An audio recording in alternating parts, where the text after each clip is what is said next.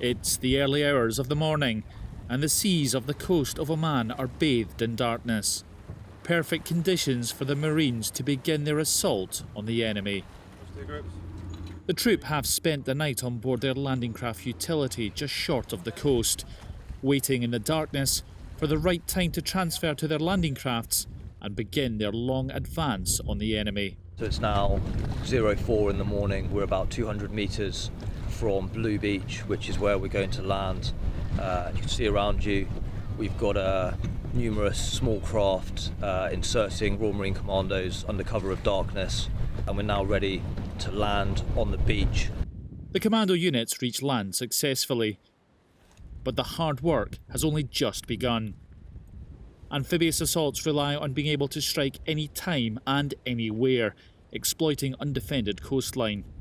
Now the Marines embark on their 6-mile march through a desert of darkness before they reach their final position. The attack looks like we're doing a dogleg round and then we're pushing them back towards the sea, which really doesn't give them much of an option to escape, but it also means we're on the quickest way out because it is a raid. It's sunrise before they reach the enemy position. The Marines have spent hours crossing treacherous terrain in almost complete silence to maintain the element of surprise. Now they hold their position, waiting for the right moment to strike. After landing in the middle of the night and marching throughout the early hours in pitch darkness, the Marines of 40 Commando are now ready for their attack. With the enemy defending from fortified positions, the Marines take their time in eliminating them one by one to reach their objective. The task is to reach a communication tower, coordinating the movements of hostile forces.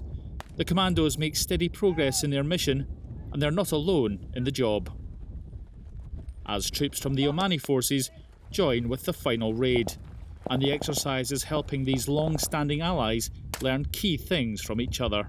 We're probably taking from them that we still are able to work with and integrate successfully with different cultures and different nations and operate effectively with little to no planning time or integration. I think this attack has been a success.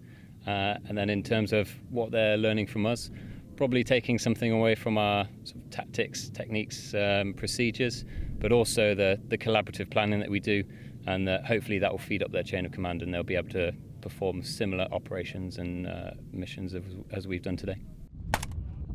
These exercises are helping cement a long-standing alliance between the UK and Oman, as well as sharpening the skills of the Marines so they're ready when they're needed.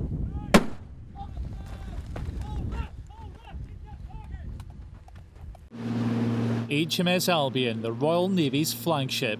She has a key part in Saif Sareea 3, the British military's biggest war games in nearly 2 decades. The Royal Marines are carrying out nearly daily amphibious assault drills on the coast of southern Oman alongside the Omani forces, and it's from here the exercise is being coordinated from. The opportunity to work with key partners and allies throughout the world builds confidence and competence in the way that we operate because we all learn from each other. It's a really enriching process, and we've really enjoyed working alongside our Omani colleagues. And this room is at the heart of the effort in this part of the exercise. The command planning room is where every landing is meticulously planned.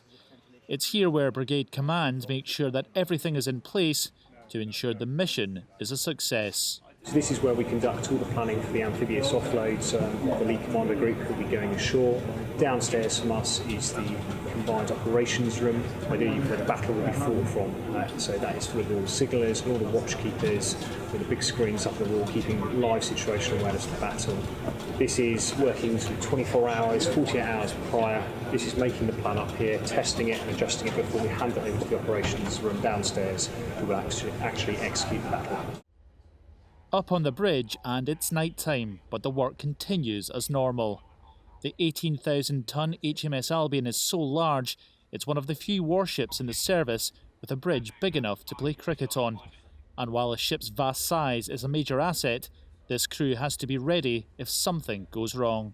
Tonight we're doing a set of steering gear breakdown drills, which are to increase redundancy if we were to lose steering in a war scenario, or even just driving around. At the moment we're off the coast of Oman, and so there's a lot of fishing nets and other sources of interference for our rudders. So for us to practice these steering gear breakdown, it really helps with the redundancy of the ship. HMS Albion carries a lot of kit. Amphibious landings require a lot of equipment to ensure that an effective troop of Marines can be deployed ashore at the time and place of their choosing. And there's one bit of kit that's vital to any assault. So the landing craft utility is the heavy lift of the Royal Marines. This will get up to 100 packs, so a company strength of Marines from ship to shore. It can also take up to 3 Viking armoured vehicles, or if we need to, 1 Challenger 2 main battle tank. Up on deck and the landing crews on board HMS Albion are being kept busy. The ship is acting as the main hub of the Amphibious task group alongside 6 other vessels in the region. That means a lot of air traffic and a big workload for the guys taking care of them. On this platform specifically, we're multi-role, so we'll do lashings, refuelling, but we also can do gunnery serials, so we're gunners, so all the guns on the back of this, back aft aircraft handlers will man them at some point. But the last sort of 2 or 3 weeks we've been really busy, had all sorts of different aircrafts on, from a Chinook to a Wildcat, Super Lynx, all sorts.